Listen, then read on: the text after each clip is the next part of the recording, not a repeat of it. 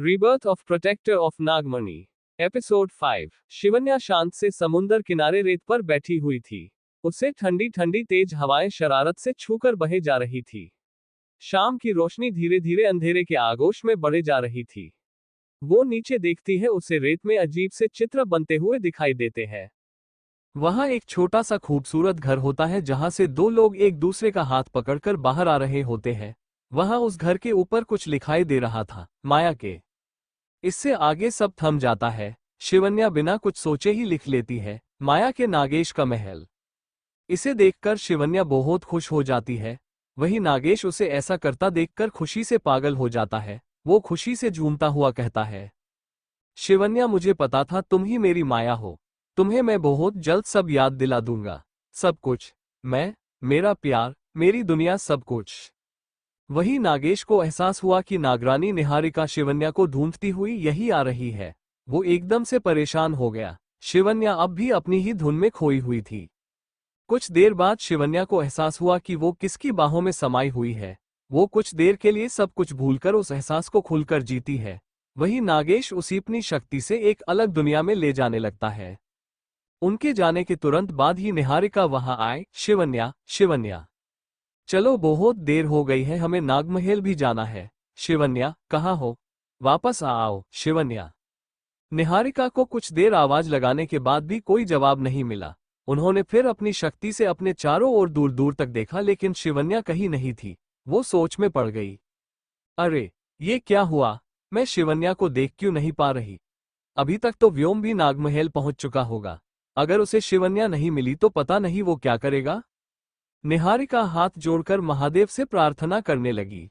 हे महादेव, आप तो जानते ही हैं कि व्योम माया से कितना प्यार करता है। आज 100 सालों के बाद उसे उसकी माया वापस मिली है, शिवन्या मिली है। उसे इस बार अपने प्यार से अलग मत होने देना महादेव। हे महादेव, मेरा व्योम दिल से बहुत कमजोर है, पागल है शिवन्या के प्यार में। मैंने उसे पल पल माया के लिए तड़पते हुए देखा है। मैं उसे इस बार फिर से वही दर्द में नहीं देखना चाहती। आपको मेरी मदद करनी ही होगी। आपको शिवन्या को वापस भेजना ही होगा। ये नागलोक की निगरानी का सवाल है। उसे वापस भेज दीजिए महादेव, उसे कृपा करके वापस भेज दीजिए। हर हर महादेव, हर हर महादेव, हर हर महादेव। वही व्योम हाथ में मस्त गर्मागर्म खाना लिए खुश होता हुआ अपने नागमहल में पहुंच गया। उसने अपनी शक्ति से वहां पहुंचते ही पता लगा लिया कि उसकी शिवन्या वहां नहीं है। व्योम हैरान होकर बोला, अरे, ये शिवन्या कहाँ चली गई? कहीं शेषा फिर से उसे कहीं ले तो नहीं गई? अगर इस बार उसने ऐसा वैसा कुछ भी किया तो आज मुझे बुरा कोई नहीं होगा। अपने नागराज को नागमहल के बाहर देख एक नाग सैनिक वहां आ गया और इसके सामने सिर झुकाकर खड़ा हो गया। व्योम ने पूछा, नागरानी कहाँ है? वो नाग सैनिक बोला, नागराज, नागरानी शिवन्या बड़ी नागरानी निहारिका जी के साथ सुबह से नागलोक देखने गई है और अभी तक वापस नहीं लौटी। ये सुनकर व्योम को शांति मिली।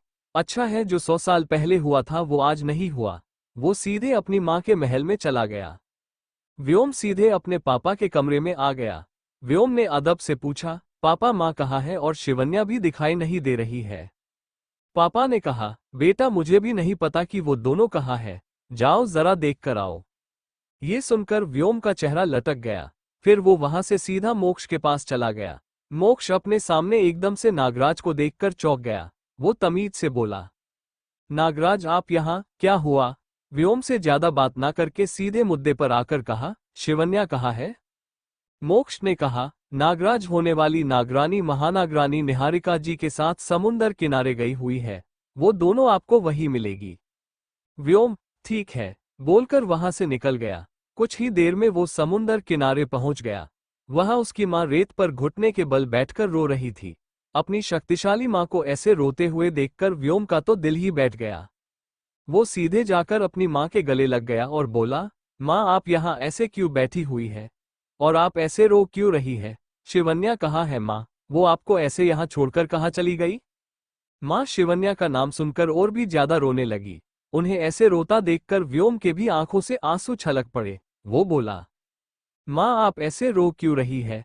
मत रोइए मां, मत रोइए, प्लीज मत रो। मां ने कहा, व्योम, मुझे माफ कर दो।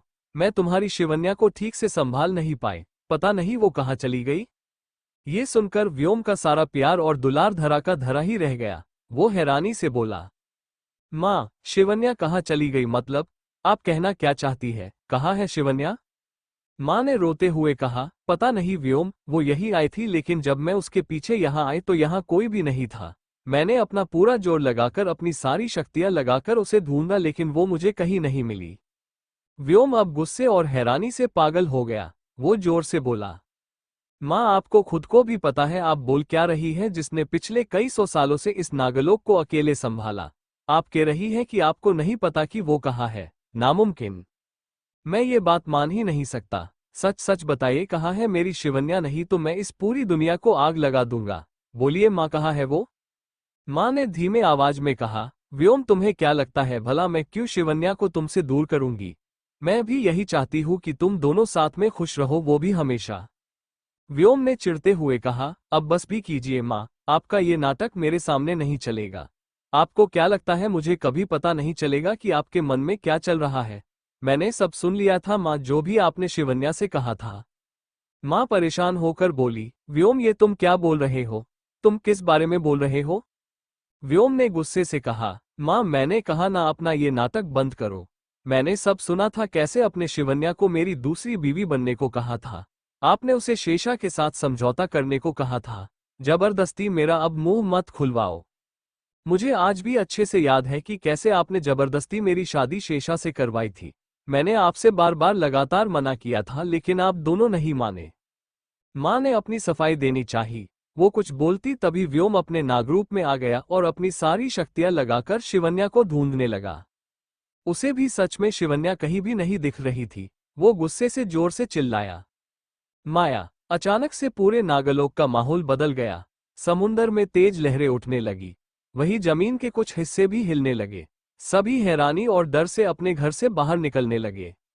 निहारिका अपने बेटे को ऐसे पागलपन करते हुए देखकर हैरान हो गई।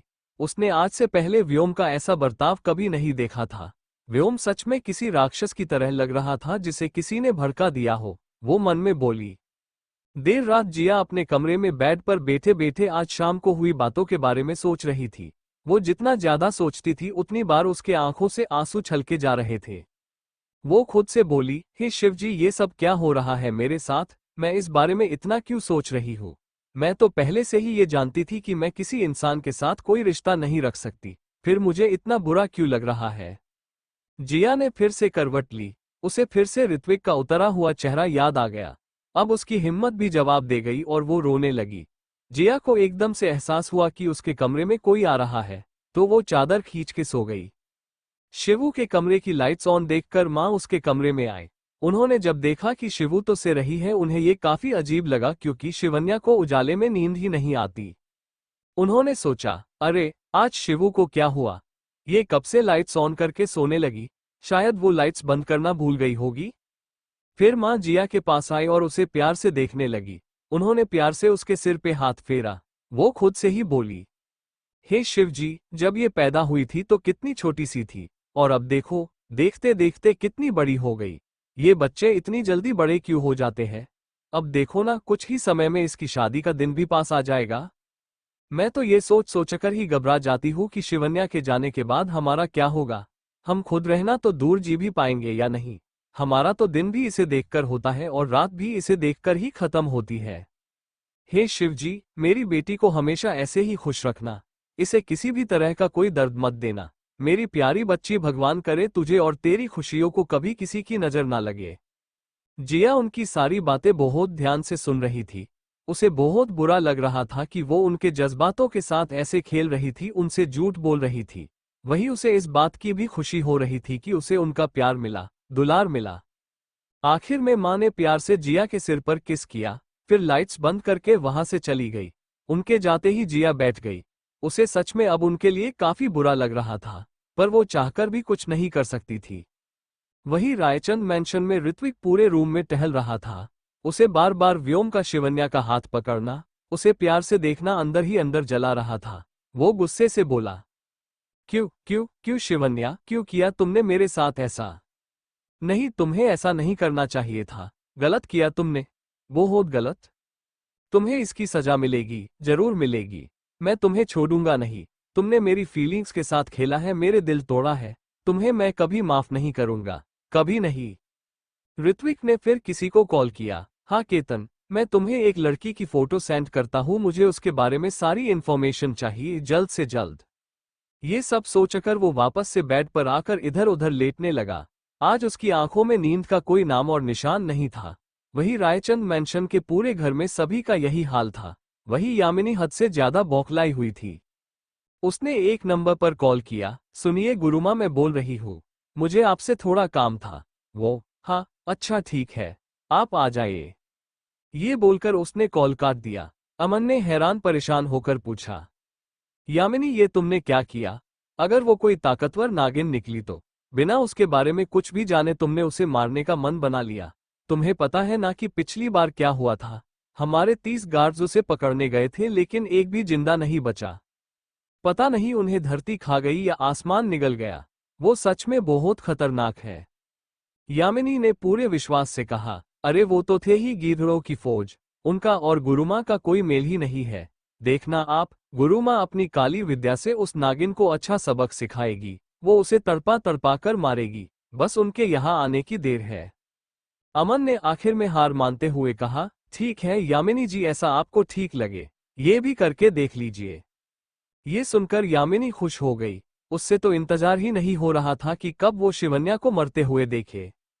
वही नागलोक के बाहर एक छोटे से द्वीप पर शिवन्या एक छोटे से खूबसूरत झोपड़े में थी। नागेश ने उसकी आंखें जो अपने हाथ से बंद करके रखी हुई थी वो खोल देता है। अब जाकर शिवन्या ने धीरे से अपनी आंखें खोली। वो जगह बहुत खूबसूरत थी। बाहर हवा में कई सारे जुगनू उड़ रहे थे। शिवन्या ने अपने आसपास देखा। वहां कई तरह के कपड़े थे, गहने थे और प्यारी प्यारी जूती थी। वहीं पास में एक बांसुरी थी और मोरपंख भी।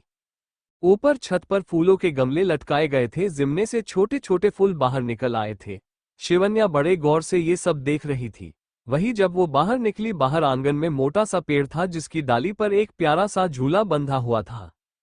शिवन्या सीधे वहां जाकर उस पर बैठ गई।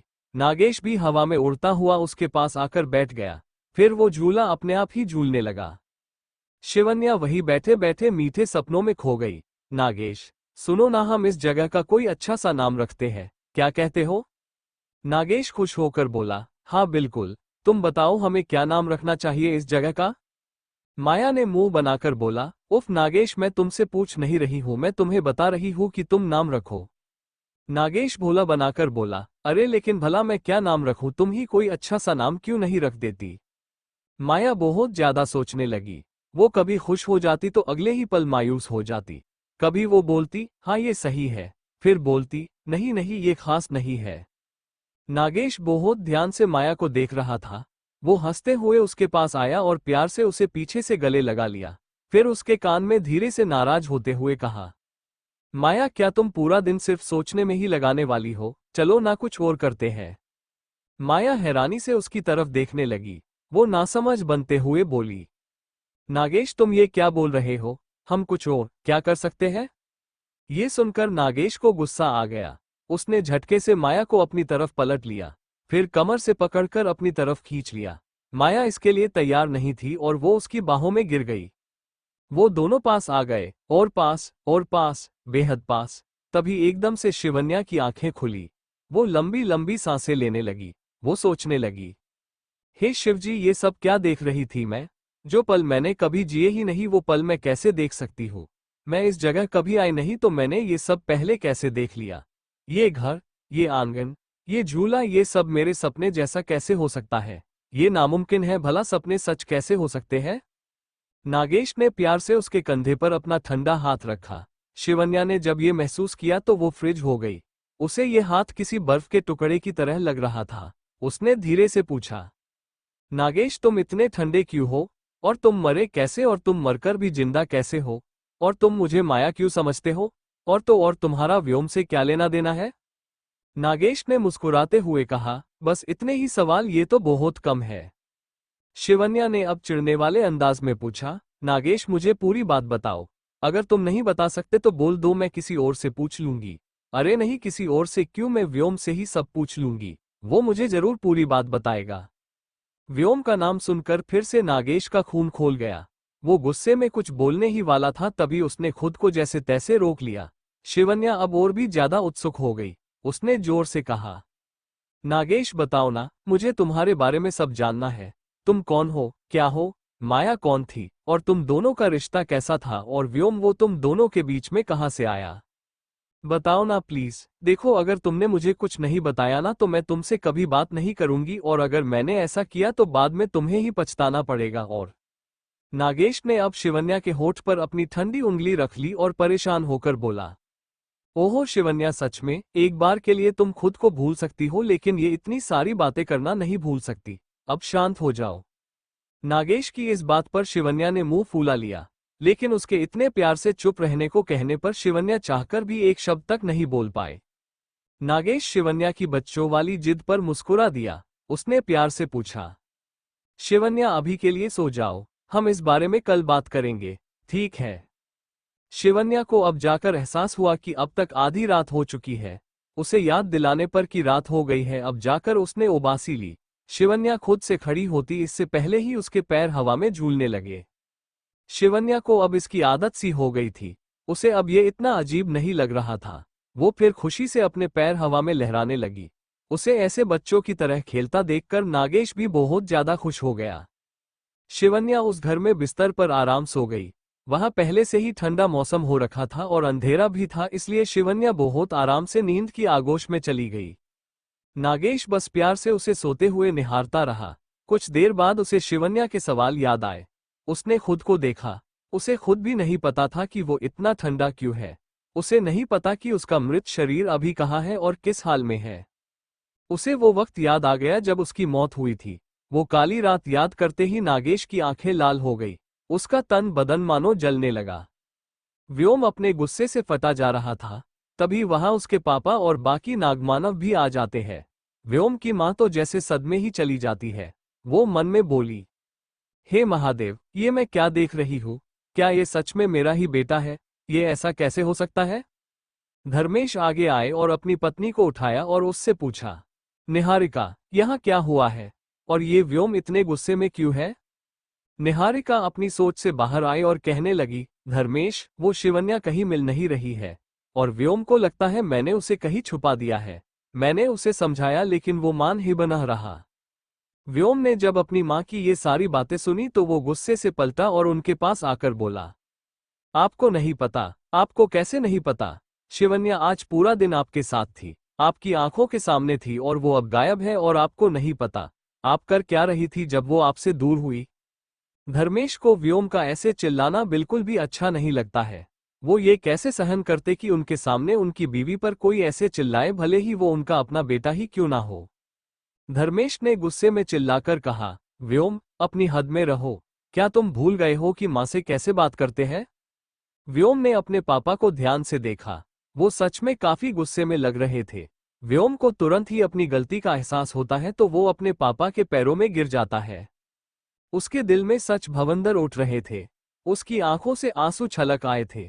उसने कहा, पापा माँ, मैं किसी भी हाल में माया को नहीं खो सकता। मैंने माया के बिना पहले 100 साल रह लिया, लेकिन अब मैं शिवन्या के बगैर जिंदा नहीं रह पाऊंगा। मुझे वो चाहिए। मैं उससे प्यार करता हूँ जितना आप माँ से करते हैं, उससे भी कई ज्यादा। व्योम का दर्द सुनकर पापा और माँ दोनों का ही दिल पिघल गया। आखिर वो थी तो माँ पापा ही। अपनी औलाद का दर्द वो कैसे सहन कर सकते थे? उन्होंने फिर अपने हाथ एक दूसरे से जोड़कर अपनी सारी ताकत लगाई और शिवन्या को पूरे नागलोक में देखने की कोशिश की। उन्हें ऐसा करता देख व्योम की जान में जान आई। जाहिर था वो अभी तक इतना भी ताकतवर नहीं हुआ था। वो मन में महादेव से बोला, हे महादेव, प्लीज इस बार मुझे में प्यार से अलग मत करना। पिछली बार भी मैं उस नागेश और शेषा की वजह से उसे पा नहीं पाया था, लेकिन इस बार मैं किसी को भी अपने रास्ते का कांटा नहीं बनने दूंगा। जो भी मेरे रास्ते में आएगा वो मारा जाएगा। कुछ देर बाद दोनों अलग हो गए। व्योम ने उत्सुकता से पूछा, माँ पापा, वो कहाँ है? आपने उसे देखा ना? पापा ने कहा, बेटे, वो इस समय नागालोक के दूसरे छोर पर है, इंसानी दुनिया के बेहद पास। ये सुनकर व्योम चौंक गया। उसे शिवन्या की कही हुई बात याद आई। व्योम, तुम मुझे अभी इसी वक्त मेरी दुनिया में, मेरे घर में छोड़ दो। मुझे मेरे घर जाना है। व्योम के दिमाग अब एक साथ कई सारे सवाल घूम रहे थे। भला शिवन्या को कैसे पता कि इंसानी दुनिया में जाने का रास्ता कहाँ पर है? क्या ये सब नागमणि उससे करवा रही थी या ये सब उस नागेश के कारण था? जो भी हो, अब तो उसे शिवन्या मिल ही गई। वो सीधे फिर इस ओर चला गया जहां उसके पापा ने उसे बताया था। अब तक आधी रात बीत चुकी थी, बस किसी भी समय सवेरा हो सकता था। नागेश को रह रहकर यही सवाल खाए जा रहा था कि वो कैसे शिवन्या को व्योम से दूर करे।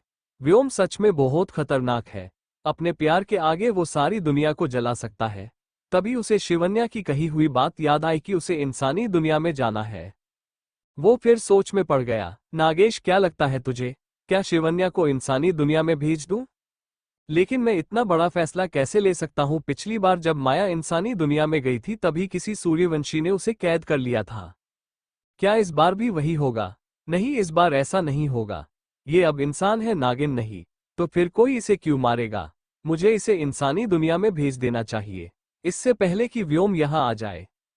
आखिर में अपना मन मजबूत कर एक फैसले पर आकर नागेश ने आगे कुछ नहीं सोचा। फिर उसने शिवन्या को गोद में उठाया और इंसानी दुनिया की तरफ निकल गया। कुछ देर बाद व्योम वहां पहुंच गया जहां उसे बताया गया था। व्योम ने अपनी शक्ति से वही दूर खड़े होकर ये देख लिया कि अब उस जगह कोई भी नहीं है, लेकिन वहां की बहती हवा में शिवन्या की खुशबू तैर रही थी, जिसे पाकर व्योम को यकीन हो गया कि कुछ देर पहले तक वो यही थी। व्योम अपनी सारी शक्तियां लगाकर सोचने लगा, शिवन्या, कहाँ हो तुम? अब मिल ही जाओ, प्लीज प्लीज शिवन्या, बस एक बार तुम मुझे मिल जाओ। थोड़ी देर बाद व्योम को पता चल गया कि शिवन्या नागलोक के पहाड़ी रास्ते से इंसानी दुनिया में जा रही है। ये देखकर व्योम घबरा ही जाता है। वो जोर से बोला, नहीं नहीं शिवन्या, वहां मत जाओ। वहां खतरा है। वहां सिर्फ नेवलों की आबादी रहती है। वहां किसी भी नागनागिन का जाना मना है। अगर उन्हें इसकी भनक लग गई तो। नहीं नहीं, प्लीज शिवन्या, महादेव की खातिर तुम वहीं रुक जाओ। व्योम अब तेजी से वहां जाने के लिए निकल पड़ता है। अब देखते ही देखते सूरज अपनी रोशनी फैलाने लगता है और अगले दिन का आगाज होता है। एक बड़े से आलीशान कमरे में ऋत्विक और शिवन्या दोनों एक दूसरे को प्यार से निहार रहे थे। ऋत्विक प्यार से शिवन्या के मुलायम गोरे गाल को सहलाए जा रहा था। शिवन्या इससे और भी ज्यादा शर्मा रही थी। ऋत्विक ने बस हमेशा की तरह ही ग्रे नाइट सूट पहन रखा हुआ था, वही शिवन्या ने भी प्यारी सी पिक कलर की ड्रेस पहने हुई थी। दोनों एक दूसरे का सिर आपस में टकरा रहे थे। ऋत्विक बार बार अपनी नाक उसकी छोटी सी नाक के साथ घीस रहा था। शिवन्या बार बार उससे दूर जाती और ऋत्विक बार बार उसके चेहरे की ओर भी पास आ जाता। ऋत्विक फिर आगे बढ़कर शिवन्या को किस करना शुरू कर देता है। दोनों फिर एक दूसरे को बाहों में भरकर एक दूसरे में खो जाते हैं। ऋत्विक फिर थोड़ा ज्यादा जोर लगाकर शिवन्या के ऊपर आ जाता है और उसके पूरे बदन पर किस करने लगता है। शिवन्या प्यार से उसका नाम लेती है, ऋत्विक। ऋत्विक इससे और भी ज्यादा जोश में आ जाता है। फिर वो उसे कसके अपनी बाहों में भर लेता है। शिवन्या उससे कहती है, ऋत्विक, ये सब बंद करो, मुझे जाने दो प्लीज। ऋत्विक जोर से ना में सिर हिला देता है। शिवन्या फिर प्यार से रिक्वेस्ट करते हुए बोलती है, ऋत्विक प्लीज, अब मान भी जाओ ना। ऋत्विक उसकी एक नहीं सुनता और उसके नाइटी के अंदर अपना हाथ डाल देता है। शिवन्या को एकदम से गुदगुदी होने लगती है और वो जोर जोर से हंसने लगती है। एकदम से पूरे रूम में उसकी हंसी गूंज उठती है। वो फिर हंसते हुए बोलती है, ऋत्विक प्लीज ऐसा मत करो, देखो मुझे बहुत हंसी आ रही है, मेरा पेट दर्द कर रहा है, प्लीज अपना हाथ हटाओ। ऋत्विक अब जानबूझकर शिवन्या की कमर पर और भी तेज हाथ फेरने लगता है। शिवन्या का अब हंस हंस के बुरा हाल हो जाता है। फिर ऋत्विक रुककर शिवन्या की नाइटी खोलने लगता है। इससे शिवन्या, जो लंबी लंबी सांसें ले रही थी, वो चौंक जाती है और वो ऋत्विक के हाथ पकड़ लेती है। ऋत्विक अब फिर से उसे किस करने लगता है और जैसे ही शिवन्या का ध्यान उसके हाथों से हटता है, वो जल्दी से उसकी नाइटी उतार देता है। शिवन्या अब कुछ भी नहीं कर पा रही थी। फिर ऋत्विक शिवन्या के दोनों हाथ उसके ऊपर ले आता है, अपने नाइट सूट के बटन के पास। शिवन्या ये देखकर वापस से शर्माने लगती है और अपने हाथ पीछे खींच लेती है। तभी ऋत्विक वापस से उसके हाथ अपने साइन पर रख देता है और अपनी आंखों के इशारे से उसे रिक्वेस्ट करने लगता है। ऋत्विक का चार्मिंग चेहरा देखकर शिवन्या पहले तो मुस्कुरा देती है, फिर हिचकिचाते हुए उसके नाइट सूट के बटन खोलने लगती है। फिर ऋत्विक भी अपना नाइट सूट उतार देता है। वो दोनों वापस से एक दूसरे के बेहद पास आ जाते हैं और एक दूसरे में पूरी तरह समा जाते हैं। थोड़ी ही देर में कमरे में प्यार और उसमें मिलने वाले दर्द की आवाजें गूंजने लगती है। वो दोनों ही प्यार की नाव में सवार अपनी अलग ही दुनिया में खो जाते हैं। ऋत्विक ये सब बहुत मजे से एंजॉय कर रहा था, तभी एक अलार्म की आवाज पूरे रूम में गूंजने लगती है। इससे ऋत्विक का मुंह बन जाता है। उसे शिवन्या को एक पल के लिए भी खुद से दूर करना मंजूर नहीं था। वो उसे इग्नोर कर देता है और वापस से अपने काम में लग जाता है। कुछ देर बाद फिर से अलार्म बजता है। ऋत्विक फिर से उसे इग्नोर कर देता है। फिर तीसरी बार अलार्म बजता है। अब ऋत्विक इससे बहुत ज्यादा चिढ़ जाता है। वो गुस्से से अपनी आंखें खोलता है और उस अलार्म को जोर से दबाकर बंद कर देता है। वो जैसे ही वापस पलटता है तब वहां कोई भी नहीं था। ऋत्विक झटके से उठ जाता है और यहाँ वहां देखने लगता है। वो फिर आवाजें देने लगता है। शिवन्या, तुम कहाँ हो?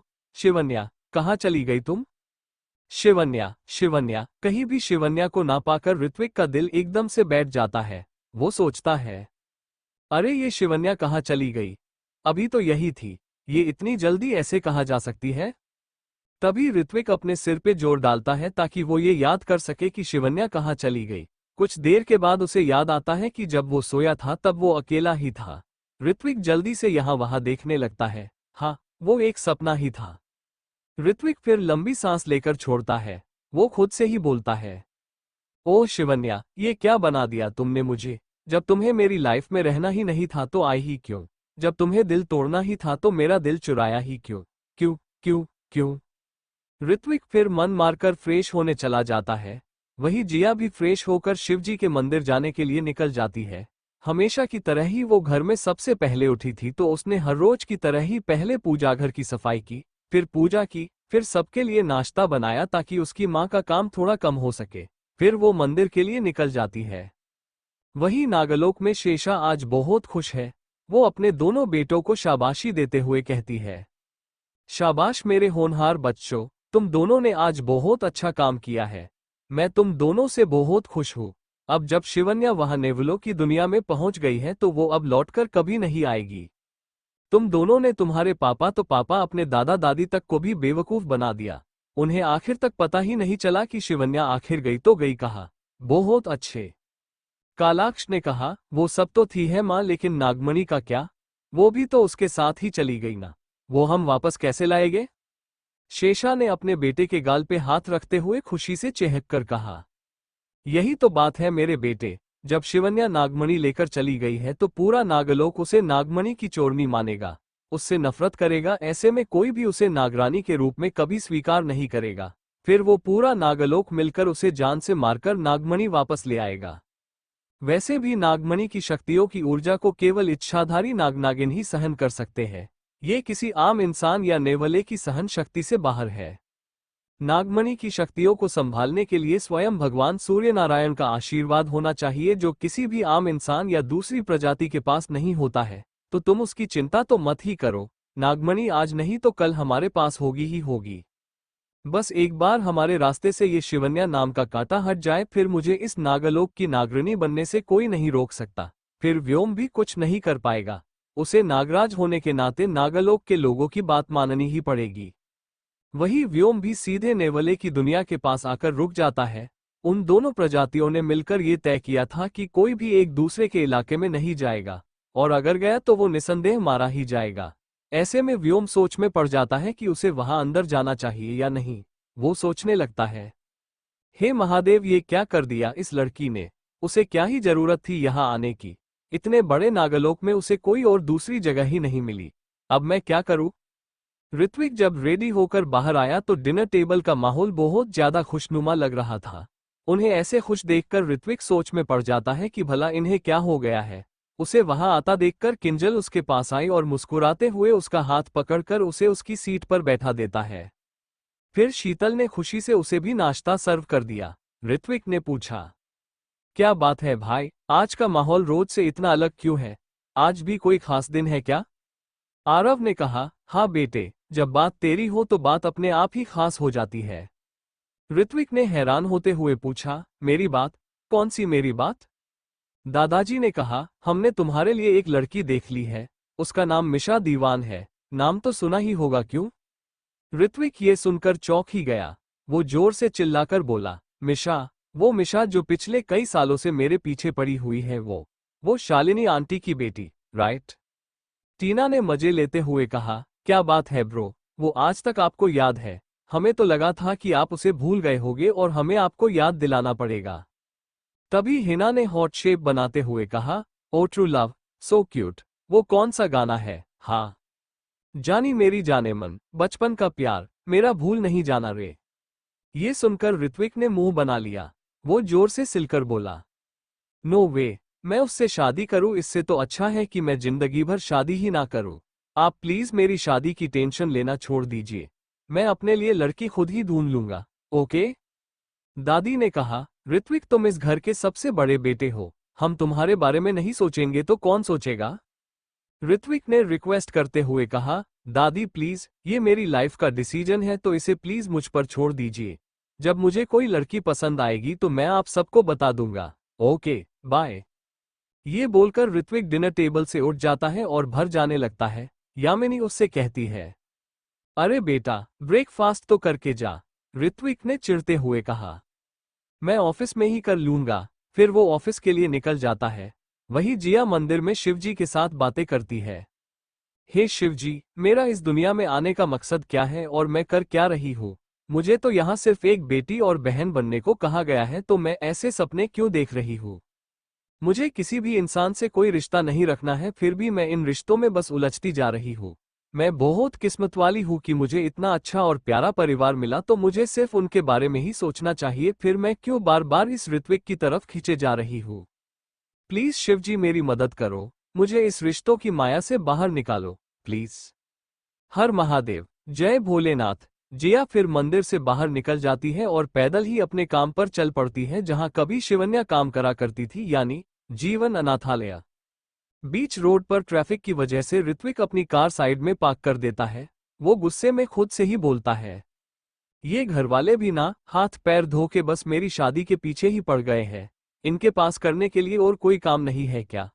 अभी तो मैं शिवन्या की यादों से बाहर भी नहीं निकला और इन सबने मेरे लिए दूसरा रिश्ता भी देख लिया, हद है। तभी वो अपने कार के साइड मिरर से शिवन्या को पीछे से आते हुए देखता है। उसे देखते ही ऋत्विक की सारी चिढ़ झटके में गायब हो जाती है।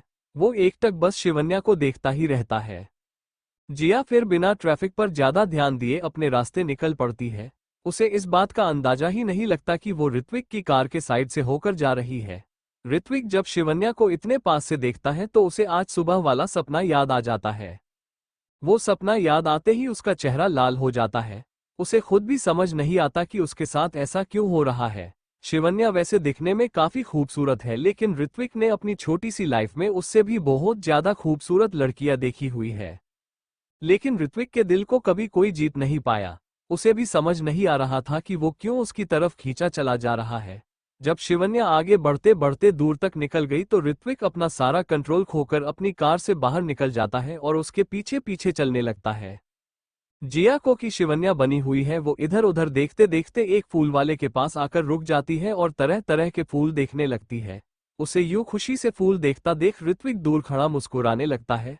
तभी जिया मोगरे के कुछ फूल खरीद लेती है, साथ में कुछ गुलाब के और कुछ कमल के भी। उसे ऐसे करता देखकर ऋत्विक हैरान हो जाता है। वो सोचता हुआ है, अरे, शिवन्या ने तो 3 तरह के फूल लिए हैं, अब इनमें से उसके पसंद के फूल कौन से होंगे? ये लड़कियों की पसंद इतनी अजीब क्यों होती है? हम लड़कों के तो कुछ पल्ले ही नहीं पड़ती।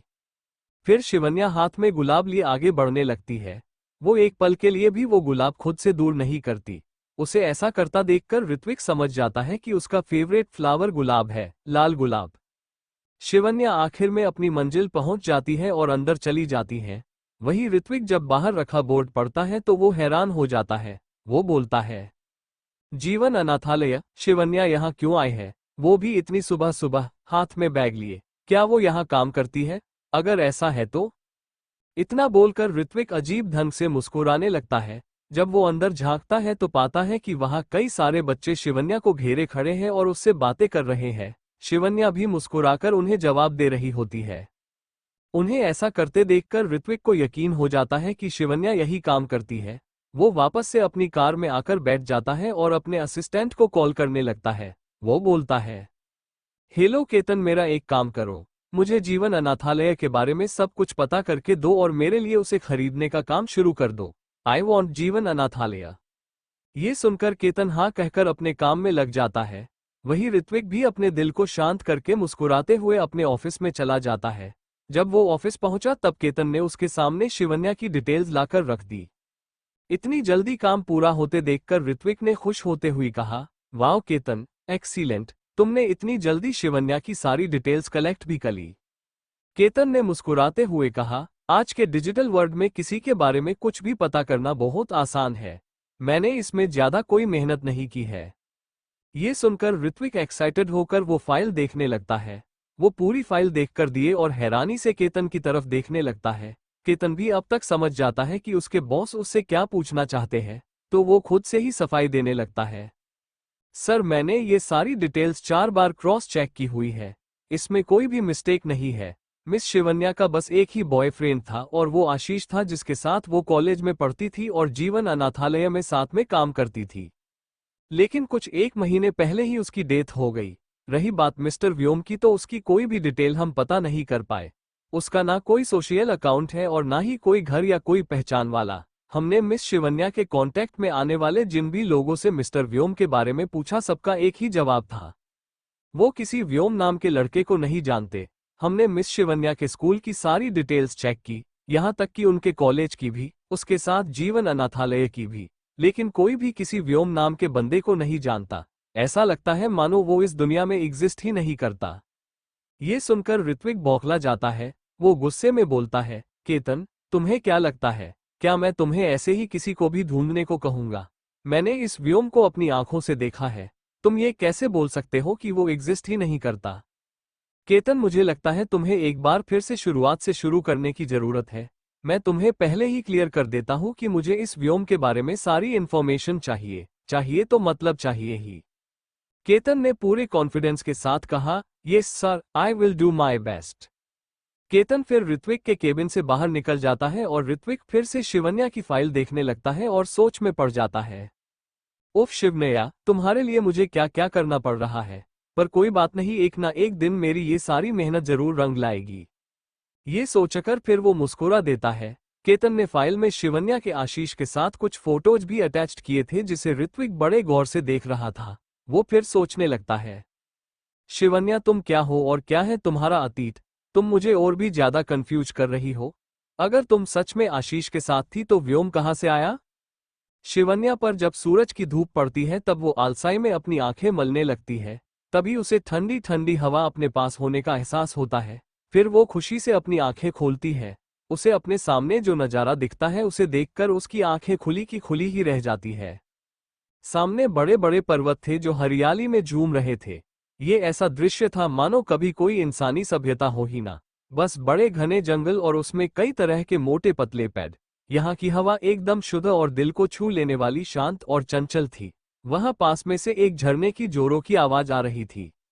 इसके साथ जैसे ही शिवन्या नीचे उतरी, जैसे ही उसके पैर हरी मुलायम घास को छूने लगते हैं, वो खुशी से झूमने लगती है। भला ऐसा नजारा किसे पसंद आए?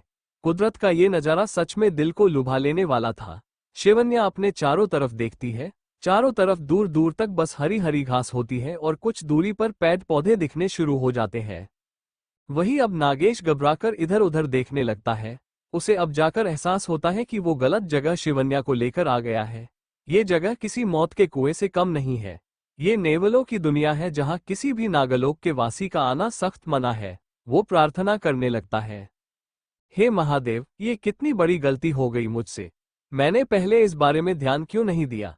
ये नेवले बीते कई सालों से बहुत ज्यादा शक्तिशाली हो गए हैं, ऐसे में मैं शिवन्या को यहाँ ले आया। हे महादेव, अब आप ही हमारी रक्षा कीजिए, हमें बचाइए। आप मेहरबानी करके ऐसा कुछ करना कि किसी को भी हमारे यहाँ होने की बात पता ना चले, वरना अनर्थ हो जाएगा। इससे तो यही अच्छा होता कि मैं शिवन्या को व्योम के पास ही छोड़ देता, कम से कम ये सुरक्षित तो रहती। मैं यहाँ शिवन्या की क्या और कैसे मदद कर सकता हूँ? हे भोलेनाथ, हमारी मदद करो। शिवन्या को बस सही सलामत इंसानी दुनिया तक पहुँचा देना। हमारी जिंदगी अब आपके हाथों में है। हर हर शंभु, हर हर महादेव, शिवन्या खुशी से झूमते हुए कहती है। वाओ, ये नज़ारे कितने खूबसूरत है। मुझे तो पता ही नहीं था कि धरती पर इतना सुंदर नज़ारा भी हो सकता है। सच में कुदरत ने अपने अंदर कई सारे राज छुपाए रखे हैं। यहाँ सब कुछ कितना सुंदर है। I love it so much. Nagesh कहता है, सच चुप रहो शिवन्या, यहाँ ज्यादा आवाज मत करो। नागेश की इतनी गंभीर चेतावनी सुनकर शिवन्या सहम गई। वो फिर एक बार अपने आसपास के नज़ारे देखने लगती है। फिर वो पूछती है, नागेश, तुम्हें ये क्या हुआ है? तुम ऐसे बात क्यों कर रहे हो? नागेश ने उसे समझाते हुए कहा, शिवन्या, ये नेवलों की दुनिया है जहां नागलोक के किसी भी सदस्य का आना मना है। जो कोई भी यहां आता है मारा जाता है। ये सुनकर शिवन्या पहले तो शौक हो जाती है, फिर जोर जोर से हंसने लगती है। वो हंसते हुए कहती है, ओह अच्छा, तो अब नेवले भी इच्छाधारी होने लगे। हा हा हा हा। ये सुनकर नागेश गुस्से में आकर बोलता है, चुप हो जाओ। तुम इतना जोर जोर से क्यों बोल रही हो? मैं मजाक नहीं कर रहा हूँ। और हाँ, वो इच्छाधारी नहीं होते हैं, उनमें कुछ खास तरह की शक्तियां होती हैं जो बाकी नेवलों की प्रजाति से अलग होती है। नागेश की ये बातें शिवन्या के सिर के ऊपर से जाती है। वो सोचती है, हम सदी चाहे 21वीं हो या 10वीं, ये आदमियों को हर बात में औरतों को डराना कंपलसरी होता है ताकि औरतें खुद से कुछ करें ही ना। लेकिन मैं इसकी बातों में अब बिल्कुल भी नहीं आने वाली। मेरा जहां मन करेगा मैं जाऊंगी और जरूर जाऊंगी। जरा मैं भी तो देखूं कौन है ये नेवले। शिवन्या फिर अपनी आंखें बंद करती है और ध्यान से सुनने लगती है कि पानी की आवाज कहाँ से आ रही है। जब उसे पता चल जाता है तो वो उस ओर निकल जाती है। उसे ऐसे मनमौजी घूमता देख नागेश का सिर घूम जाता है। वो जोर से कहता है, शिवन्या, तुम वहां कहाँ जा रही हो? अभी के अभी यहाँ वापस आओ। शिवन्या ने बेफिक्री से कहा, देखो, तुम्हें आना है तो आओ, नहीं तो भाड़ में जाओ। मैं तो चली। ये सुनकर नागेश का कलेजा मुंह को आ जाता है। वो हवा में उड़ता हुआ शिवन्या के पीछे जाने लगता है। वो फिर कहता है, ओहो शिवन्या, तुम किसी की भी सुनती क्यों नहीं हो? ये जगह तुम्हारे लिए नहीं बनी है।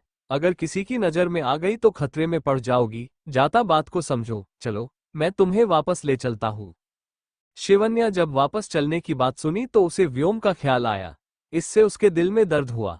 लेकिन उसे फिर तुरंत ही शेषा और उसके बच्चों का ख्याल आया। जब उसे याद आया कि व्योम तो शादीशुदा है, शिवन्या का दिल में अनजाना दर्द उठता है। नागेश फिर से उसे मनाते हुए कहता है, शिवन्या देखो, मैं तुम्हें दूसरे किसी रास्ते से इंसानी दुनिया में ले जाऊंगा। अभी के लिए भगवान के लिए यहां से चलो। शिवन्या नागेश की बात सुनकर अपनी सोच से बाहर आती है। वो फिर पूछती है, नागेश, जब हम इंसानी दुनिया में जा ही रहे थे तो तुम मुझे यहाँ क्यों लेकर आए? नागेश ने अफसोस करते हुए कहा, वो इसीलिए क्योंकि यहाँ से इंसानी दुनिया में जाने का रास्ता बहुत छोटा है, यूं कहो कि एक तरह का शॉर्टकट है। ये सुनकर शिवन्या खुश हो जाती है। फिर वो चहकते हुए कहती है, अगर ऐसा है फिर तो हमें यहीं से होकर जाना चाहिए। मैं जल्द से जल्द अपने घर जाना चाहती हूँ। लेकिन फिलहाल के लिए मुझे बहुत प्यास लग रही है और बहुत जोर की भूख भी लग रही है। इसलिए पहले मैं खाना खाऊंगी, फिर हम आगे बढ़ेंगे, ठीक है? इतना बोलकर शिवन्या पानी की आवाज की तरफ बढ़ जाती है। नागेश अब तक मन बना चुका था कि पहले की ही तरह वो शिवन्या को काबू कर ले और अपनी सारी बात मनवा ले। फिर जब वो सुनता है कि शिवन्या भूखी प्यासी है तो नर्म पड़ जाता है। शिवन्या की शक्तियां अब बहुत अच्छे से काम कर रही होती है, एकदम गजब, जिसका अंदाजा खुद उसे भी नहीं होता है। इसलिए उसकी चलने की रफ्तार काफी ज्यादा बढ़ जाती है, साथ में वो बहुत दूर तक आसानी से देख पा रही होती है। उसे ऐसे देखकर नागेश हैरान हो जाता है। वो सोचता है, अरे, शिवन्या के पास व्योम की शक्तियां कहाँ से आ रही है? क्या व्योम कहीं दूर बैठकर अपनी शक्तियां इसे दे रहा है? अगर ऐसा है तो ये शिवन्या के लिए बहुत अच्छा है। कुछ ही मिनट में शिवन्या और नागेश एक खूबसूरत झील के पास आ जाते हैं। उस झील में ऊपर पहाड़ी से पानी आकर गिरता है, जिससे ये हमेशा पानी से भरी रहती है। उसका पानी एकदम साफ होता है, यहाँ तक कि उसका तल भी बहुत स्पष्ट रूप से दिखाई देता है। शिवन्या पहले अपने हाथों को, फिर मुंह को और फिर अपने पैरों को साफ करती है। फिर वो पहले अच्छे से पानी मुंह में लेती है और बाहर निकालती है, फिर अच्छे से पानी पीती है। नागेश और शिवन्या दोनों अपनी ही धुन में होते हैं, इसलिए वो इस बात पर ध्यान नहीं देते कि उस पहाड़ी से कोई उन्हें देख रहा है। जाहिर है उस शख्स को सिर्फ शिवन्या ही दिखती है। वो बहुत ही खूबसूरत किसी परी की तरह पानी से खेल रही होती है। वो शख्स बहुत ध्यान से उसे देख रहा होता है। जब वो शिवन्या को किसी नादान से बच्चे की तरह हरकतें करते हुए देखता है तो उसे उस पर हंसी आ जाती है। वो बोलता है, वाह, क्या खूबसूरती है ये, लेकिन ये हमारी प्रजाति को तो नहीं लगती। कौन है ये? मुझे उससे मिलना चाहिए, तभी मैं पता कर पाऊंगा। ये बोलकर वो उस पहाड़ी से नीचे उतरने लगता है। वो बहुत आराम से पत्थरों पर अपने हाथ पैर रखकर मजे से इधर उधर कूदता हुआ वहां आ जाता है। लेकिन वो नीचे आते आते एक पत्थर से फिसल जाता है। आखिर में वो अपना बैलेंस खोकर पानी में गिर जाता है। इससे शिवन्या बहुत ज्यादा हैरान हो जाती है। वो कुछ और सोचती तभी झील का सारा पानी एकदम से उसके ऊपर आ जाता है और उसके सारे कपड़े गीले हो जाते हैं। फिर वो अपना चेहरा नीचे करके गुस्से से मुंह फुलाकर ये देखती है कि कौन मनहूस वहां आकर गिरा। वो जोर से बोली, हे लड़के, तुम्हें मैं दिखाई नहीं देती क्या? ऐसे कौन ऊपर से गिरता है? क्या तुम पागल हो? अगर तुम मुझ पर गिरते तो मेरा तो सर ही फूट जाता। तुम में कोई अकल वक्कल नाम की कोई चीज है कि नहीं? जब वो आदमी पानी के बाहर आ रहा होता है तब वो शिवन्या की ये डांट सुनता है। ना जाने क्यों लेकिन उसे इस बात पर हंसी आ जाती है। भला इस दुनिया में ऐसा भी कोई बेवकूफ मौजूद है जो यहाँ के राजा के बेटे से ऐसे बात करे? ये उसके लिए एकदम नया था। वो मुस्कुराते हुए बोलता है, मुझे माफ करना, मैं गलती से ऊपर से गिर गया था। इससे शिवन्या का गुस्सा थोड़ा कम पड़ता है। उसे इस बात से घंटा फर्क नहीं पड़ता है कि वो लड़का कितना सुंदर है। फिलहाल तो उसे बस अपनी ही पड़ी होती है। शिवन्या अपने कपड़ों को देखती है, उसे फिर से गुस्सा आ जाता है। वो फिर जोर से चिल्लाते हुए बोलती है, तुम बेवकूफ लड़के, देखो, तुम्हारी वजह से मेरे सारे कपड़े खराब हो गए। अब मैं क्या करूंगी? बेवकूफ लड़के, ये शब्द सुनकर इस नक्श का मुंह खुला का खुला रह जाता है। वही नागेश का कलेजा फटने लगता है। वो खुद से ही बोलता है, ओफो, ये बेवकूफ लड़की अपने ही पैरों पर क्यों कुल्हाड़ी मार रही है? क्या ये आसानी से ये बात खत्म नहीं कर सकती? क्यों तुम बेकार में पंगे ले रही हो? अब चुप भी हो जाओ मेरी माँ। साला समय बदल गया, जन्म बदल गया, यहाँ तक कि तुम भी बदल गई, लेकिन तुम्हारी ये चिक चिक करने की आदत नहीं गई। तुम पहले भी ऐसी ही थी और आज भी ऐसी ही हो। हम कपड़ों की बात सुनकर नक्श का सारा ध्यान उसके पहने कपड़ों पर चला जाता है जो अब भीग चुके हैं। शिवन्या बस सिंपल सी गुलाबी रंग की चोली पहनी हुई थी। उसका दुपट्टा और घाघरा पानी से लथपथ था, वही उसके मखमली काले बालों से होता हुआ पानी उसके सीने में जा रहा था। वो भीगी हुई किसी अप्सरा से कम नहीं लग रही थी, बस उसमें एक ही कमी थी कि वो गुस्से से भरी हुई थी। नक्श जब उसे गौर से पास से देखता है तो बस देखता ही रह जाता है। उसका पूरा बदन मचलने लगता है। वो फिर प्यार से आगे कहता है, सुनो, मुझे इसके लिए माफ कर दो। अगर तुम चाहो तो मैं तुम्हें दूसरे कपड़े लाकर दे सकता हूँ। अगर तुम मेरे साथ मेरे घर चलो तो। ये सुनकर नागेश के कान खड़े हो जाते हैं। वो शिवन्या के पास आकर कहता है, नहीं शिवन्या, तुम ना कह दो, मना कर दो। तुम एक अनजान आदमी की बात ऐसे नहीं मान सकती। मुझे ये लड़का कुछ सही नहीं लग रहा है। शिवन्या फिर सोच में पड़ जाती है। उसे सच में पहले तो ठीक से नहाना था, जो वो नागेश के होते हुए नहीं कर सकती थी। लेकिन नागेश की बात भी नहीं है। वो ऐसे अनजान लड़के पर भरोसा भी नहीं कर सकती है। वो पूछती है, सुनो, तुम्हारा घर कहाँ है? ये सवाल सुनकर नागेश हैरान हो जाता है, वही नक्श खुश हो जाता है। वो कहता है, यहाँ से वो ज्यादा दूर नहीं है, चलो मैं अभी तुम्हें वहां ले चलता हूँ। ये सुनकर शिवन्या बहुत ज्यादा खुश हो जाती है। अब वो चैन से नहा भी सकती है और खाना भी खा सकती है। वो अब बस हाँ बोलने ही वही होती है, तभी उसे राजवौली घटना याद आ जाती है। राज भी तो उसे हॉस्पिटल ले जाने को कहकर कहीं और ही ले गया था। शिवन्या एकदम से अपना मन बदलकर बोलती है, नहीं नहीं, मुझे तुम्हारे साथ कहीं नहीं जाना, तुम अपने रास्ते चलते बनो। ये सुनकर नागेश राहत की सांस लेता है, फिर बोलता है, आपका धन्यवाद महादेव, इस बेवकूफ लड़की में थोड़ी तो अक्ल आए। वही ये सुनकर नक्श का दिमाग घूम जाता है। वो इस बार जोर देते हुए कहता है, ऐ लड़की, तुम जो कोई भी हो, मुझे अभी इसी समय अपना असली रूप दिखाओ। ये सुनकर शिवन्या और नागेश दोनों ही चौंक जाते हैं। अब शिवन्या की बत्ती जलती है कि उसके सामने खड़ा ये प्यारा सा लड़का बहुत खतरनाक है, बिल्कुल उस राज की तरह। वो हिचकिचाते हुए बोली, तुम आखिर कहना क्या चाहते हो? जरा खुल के बोलो।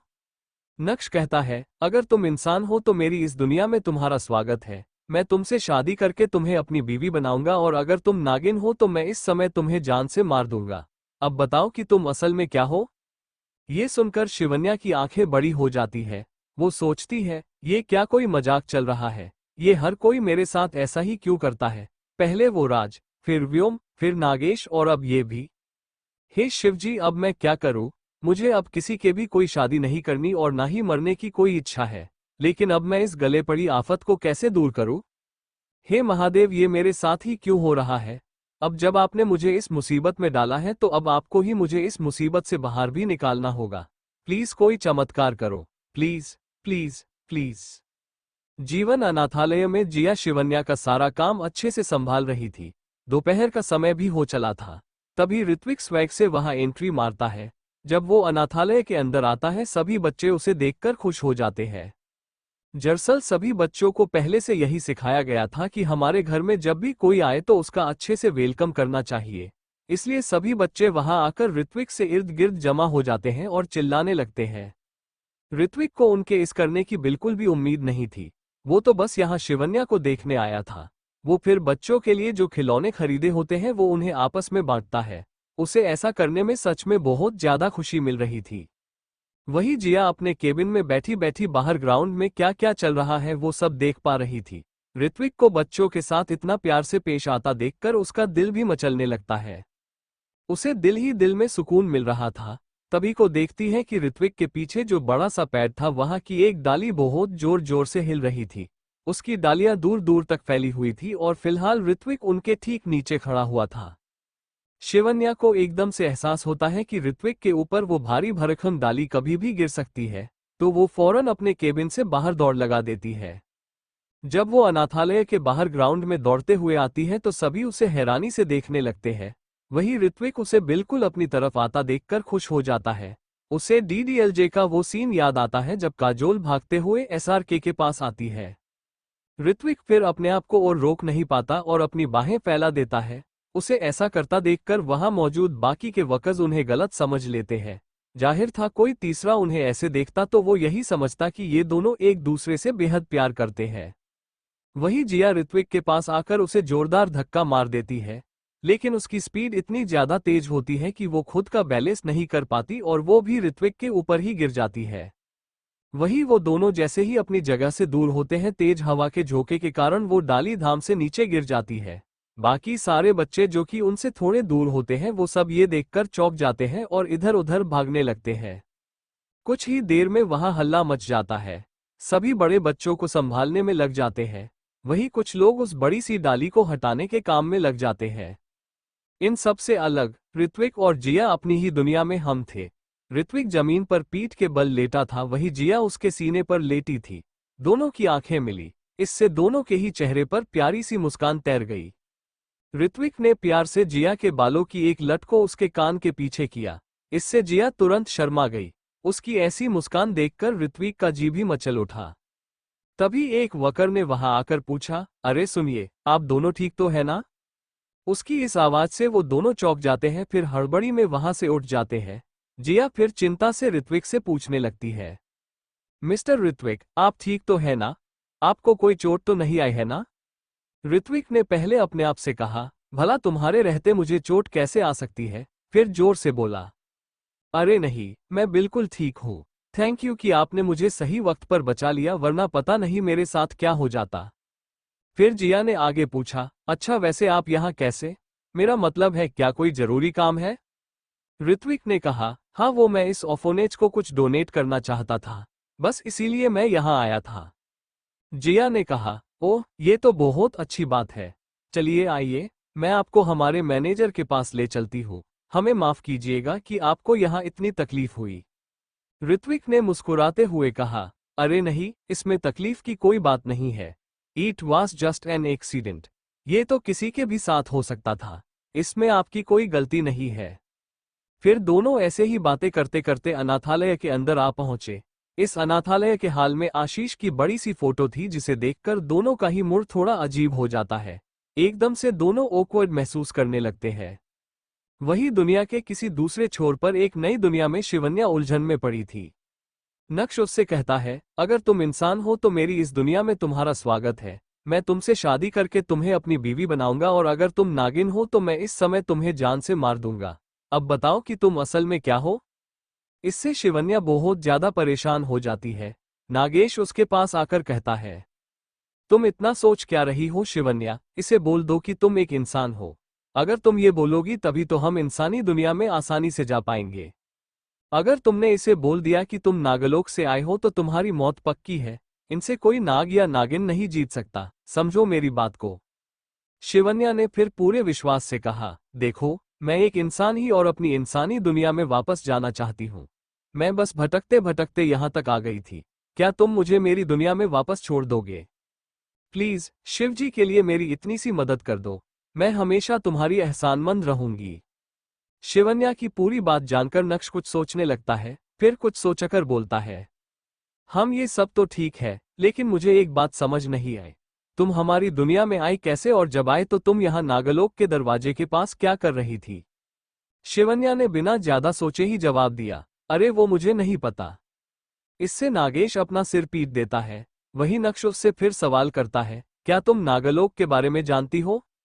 शिवन्या उसके इस सवाल से झेप जाती है।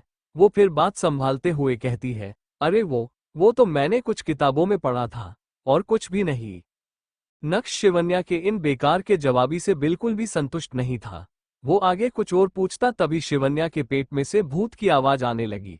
इससे शिवन्या शर्मा जाती है और कसके अपना पेट पकड़ लेती है। वही नक्श भी उसकी हालत समझते हुए कहता है, चलो आओ, पहले मैं तुम्हें कुछ खाना खिला देता हूँ, आगे के सवाल जवाब हम बाद में करेंगे, ठीक है?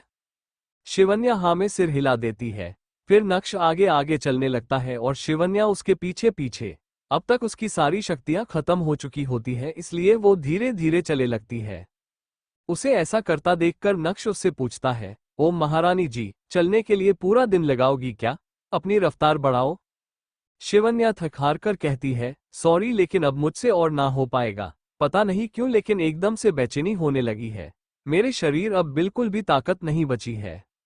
वो ये वह सब बोल ही रही थी कि तभी वो चक्कर खाकर नीचे गिर जाती है।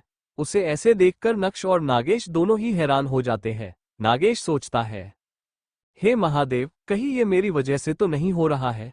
मैं अगर शिवन्या को शक्ति दे सकता हूँ तो उसकी शक्ति छीन भी तो सकता हूँ। हर चीज के अपने फायदे और नुकसान होते हैं। कहीं मेरे उसे काबू करने की वजह से तो इसकी हालत खराब नहीं हो गई।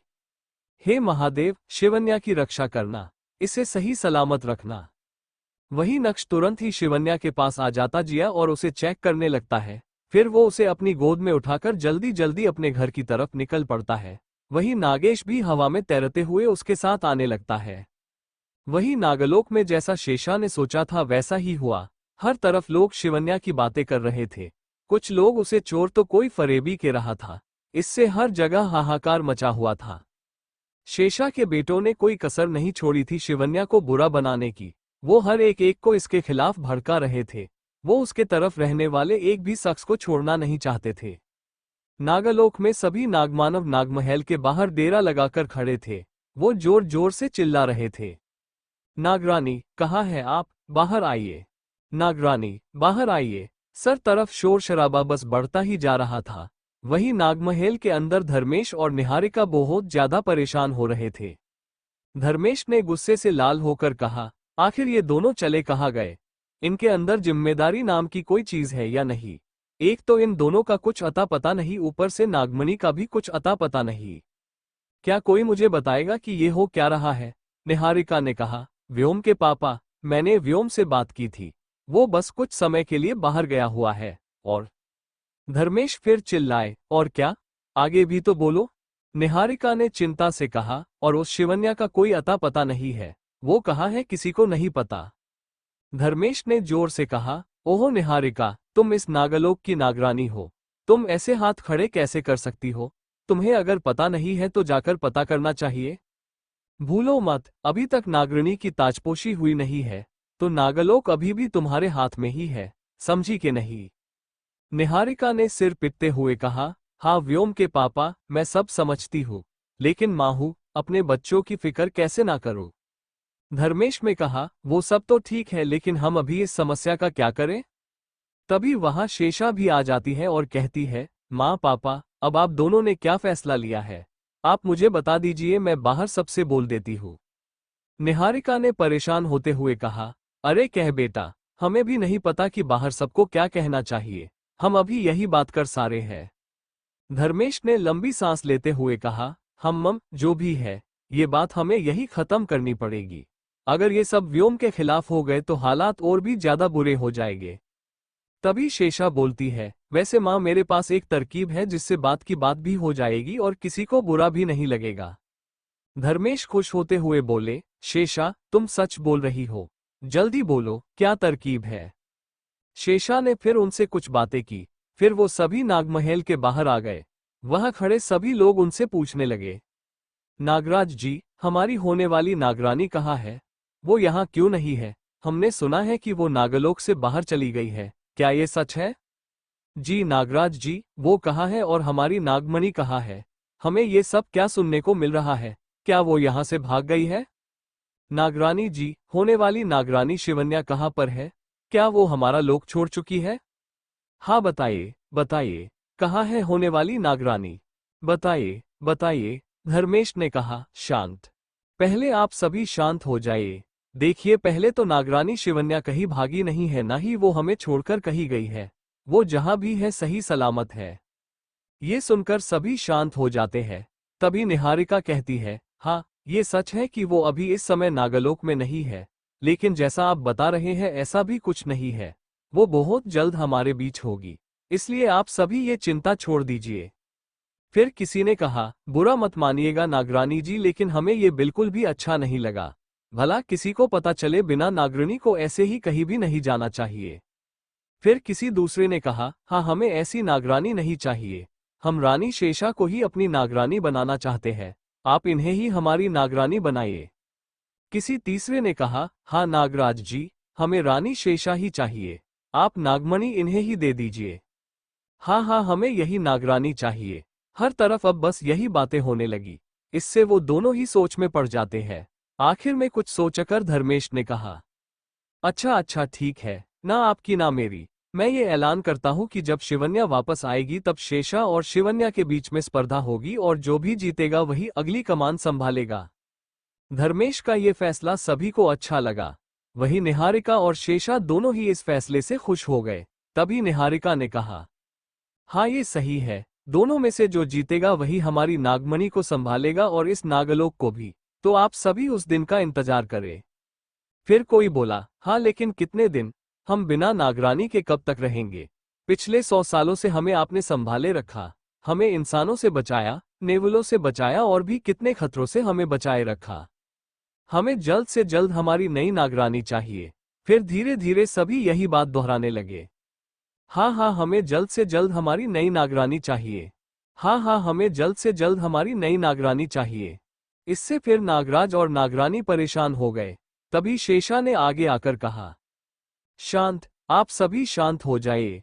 आप अपने नागराज और नागरानी पर भरोसा रखिए। इनके होते हुए हम सब सुरक्षित है और इन्हें हमसे ज्यादा इस नागलोक की चिंता है, तो ये फैसला भी इन पर छोड़ दीजिए। फिर कोई बोला, हाँ, हमें आप पर पूरा भरोसा है, हम ये फैसला आप पर छोड़ते हैं। ये सुनकर सभी यही बात दोहराते हैं। अब जाकर इन धर्मेश और निहारिका को शांति मिलती है। फिर धीरे धीरे सभी वापस अपने घर लौट जाते हैं। वहीं नागमहल में निहारिका अपनी बहू की बलाए लेते हुए कहती है, बहुत अच्छे शेषा, तुमने आज बहुत अच्छा काम किया है। मुझे पूरी उम्मीद है कि तुम ही अगली नागरानी बनोगी। धर्मेश ने भी खुश होते हुए कहा, हाँ शेषा, हम दिल से चाहते हैं कि तुम ही हमारे लोक की अगली नागरानी बनो। हमारा आशीर्वाद तुम्हारे साथ है। शेषा ये सुनकर खुश हो जाती है। फिर वो दोनों के पांव छूती है। इससे उसके सास ससुर और भी ज्यादा उससे खुश हो जाते हैं। तभी शेषा मन ही मन बोलती है, व्योम, अब तुम कहाँ जाओगे? अब सब कुछ मेरे हाथ में है, पूरा नागलोक भी और नागराज नागरानी भी। अब तो मुझे नागरानी बनने से कोई नहीं रोक सकता, तुम भी नहीं। वही नेवले की दुनिया में शिवन्या बेहोश हालत में बिस्तर पे पड़ी थी और उसे एक वैद्य अच्छे से देख रहा था। वो बहुत गहरी सोच में डूबा हुआ था। इससे नक्श परेशान हो जाता है। वो पूछता है, क्या हुआ दर्शन चाचा? आप देखते क्यों नहीं, इलाज करते क्यों नहीं? आप ऐसे क्या देख रहे हो? जल्दी से इसे ठीक करो। तभी दर्शन चाचा बोले, नक्श, मुझे ऐसा लगता है कि मैंने इसे कहीं देखा है। नक्श हैरान इसे पूछने लगा, क्या, कहा और कब? दर्शन चाचा बोले, यही तो याद नहीं आ रहा है। इसे मैंने कहीं तो देखा है, बहुत साल पहले, लेकिन मुझे ये याद नहीं आ रहा है। इससे नागेश बहुत ज्यादा डर जाता है। वो मन में प्रार्थना करते हुए बोलता है, हे महादेव, कहीं इन्हें याद तो नहीं आ गया कि यही माया है। अगर इन्हें ये पता चल गया तो शिवन्या की मौत पक्की है। प्लीज भगवान, इन्हें कुछ भी याद मत आने देना। तभी दर्शन चाचा बोले, हाँ याद आया। इससे नक्श के चेहरे पर चमक आ जाती है। जीवन अनाथालय में अनाथालय के हाल के एकदम बीच में आशीष की बड़ी सी फोटो थी जिस पर ताजे फूलों का हार लगा हुआ था। उसे देखकर ऋत्विक और जिया दोनों का ही मूड थोड़ा अजीब हो जाता है। एकदम से दोनों ऑकवर्ड महसूस करने लगते हैं। ऋत्विक को फिर आशीष की डिटेल्स याद आने लगती है। वो फिर जानबूझकर अनजान बनते हुए पूछता है, मिस शिवन्या ये क्या है? आई मीन कौन है ये? जिया फिर सच सच जवाब देती है, ऋत्विक जी ये आशीष है। ये यही पला बड़ा था और फिर यहीं पर काम करने लगा। इसकी पूरी जिंदगी मानो इसी अनाथालय में शुरू हुई और यहीं पर खत्म हुई। ये अनाथालय इसके लिए इसकी पूरी दुनिया थी। जिया जब ये सारी बातें बता रही थी तब वो आशीष के लिए बहुत बुरा महसूस कर रही थी। आखिरकार उसे नागराज व्योम ने जो मारा था, वही ये सारी बातें सुनकर ऋत्विक के दिल में दर्द उठता है। ऋत्विक मन में ही बोलता है, ओ शिवन्या, मुझे तो समझ ही नहीं आ रहा कि मुझे तुम्हारी तारीफ करनी चाहिए या फिर नफरत करनी चाहिए। तुम सच में अच्छी हो या बुरी? तुम क्या हो, कैसी हो? मैं तुम्हें चाहकर भी समझ क्यों नहीं पा रहा हूँ? जिया फिर बोलती है, ऋत्विक जी यहाँ हमें दाएं तरफ जाना है। तभी ऋत्विक आगे पूछता है, शिवन्या क्या तुम आशीष से प्यार करती हो? ऋत्विक के इस सवाल से जिया परेशान हो जाती है। वो उससे झूठ बोलना नहीं चाहती, लेकिन हो सच भी तो नहीं बोल सकती। वो मन में बोलती है, हे शिवजी अब मैं क्या करूं? कैसे बताऊं इन्हें कि मैं इस आदमी से पहले कभी मिली ही नहीं। लेकिन ये भी सच है कि शिवन्या इससे प्यार करती थी। मुझे क्या करना चाहिए? मैं सच बोलूं या झूठ? शिवजी प्लीज मेरी मदद करो। शिवन्या को इतना ज्यादा सोचता देखकर ऋत्विक के दिल में उम्मीद के गुब्बारे फूलने लगते हैं। वो भी मन ही मन बोलता है, प्लीज शिवन्या ना कह दो, बस एक बार ना कह दो, प्लीज मेरी खातिर ना बोल दो। तभी जिया लंबी सांस लेते हुए कहती है, जी हाँ मिस्टर ऋत्विक, मैं इनसे प्यार करती थी, बहुत बहुत ज्यादा प्यार करती थी। ये सुनकर ऋत्विक के दिल के टुकड़े टुकड़े हो जाते हैं। वही उसके उम्मीदों के गुब्बारे एक साथ फूट जाते हैं। ऋत्विक फिर अपने दिल को मजबूत करता है और उससे एक और सवाल पूछता है, अच्छा तो तुम आशीष से प्यार करती हो, तो फिर उस व्योम का क्या तुम उससे प्यार नहीं करती? ये सुनकर जिया शॉक रह जाती है। उसके पास सच में इस सवाल का कोई जवाब नहीं था। वो चिढ़ते हुए मन में बोलती है, ओहो ये ऋत्विक को इतने सारे सवाल एक साथ क्यों पूछने हैं? कभी आशीष तो कभी व्योम। इसके पास और कोई काम नहीं है क्या? अब मैं इसे क्या ही बोलूं? अगर ये डोनेशन के काम से नहीं आया होता तो मैं जवाब देने से इसे मना भी कर देती, लेकिन अब मैं वो भी नहीं कर सकती। आखिर करूँ तो करूँ क्या? अरे कोई तो बचाओ मुझे। हे शिवजी अब आप ही मेरी मदद करो, इसे और इसके सवालों से पीछा छुड़ाओ मेरा। तभी ऋत्विक उसकी आंखों के सामने से चुटकी बजाते हुए कहने लगा, शिवन्या कहाँ खो गई, जवाब दो। तभी जिया ने पूरे कॉन्फिडेंस के साथ कहा, और वो क्यों? भला मैं आपको ये क्यों बताऊं कि मैं किससे प्यार करती हूँ और किससे नहीं? उसका ये बेकार जवाब सुनकर ऋत्विक का सिर घूम जाता है। वो फिर जोर देते हुए पूछता है, क्यों नहीं? तुम मुझे ये क्यों नहीं बता सकती? ये जानने का मुझे पूरा। ऋत्विक फिर बीच में ही रुक जाता है। तभी उसकी अधूरी बात जिया पूरी करती है, ये जाने वाले आप कोई नहीं होते। आपका और मेरा अब कोई रिश्ता नहीं है, और इसलिए आपका मुझसे ये सवाल करने का कोई हक नहीं है। इससे ऋत्विक का दिल पूरी तरह से टूट जाता है। वो आगे कुछ कहने ही वाला होता है तभी वहां एक केयर टेकर आ जाता है और पास आकर उनसे कहता है, अरे शिवन्या बेटा आप यहाँ। तभी जिया उनसे कहती है, मनोहर चाचा ये मिस्टर ऋत्विक है और इन्हें शर्मा जी से मिलना है। आप प्लीज उन्हें उनके पास ले जाइए, मुझे बाहर बच्चों को देखना है। वो केयर टेकर बोला, हाँ ठीक है बेटा, तुम जाओ, मैं इन्हें शर्मा जी के पास ले जाता हूँ। ये बोलकर जिया बिना ऋत्विक की तरफ देखे वहां से जाने लगती है। वही ऋत्विक उसे बस जाते हुए देखता रहता है। शिवन्या जाते हुए भी किसी जन्नत की परी से कम नहीं लग रही थी। एक तो उसका गोरा बदन, ऊपर से मरून कलर का अनारकली ड्रेस, हवा में लहराता हुआ उसका लाल दुपट्टा, उसके काले घने खुले बाल जो उसकी कमर तक पहुंचते थे वो बहती हवा के साथ मानो झूम रहे थे। जब वो अपने कदम उठाती थी मानो शांत समुंदर के लहरें उठती थी। वो सच में पीछे से और भी ज्यादा खूबसूरत लग रही थी।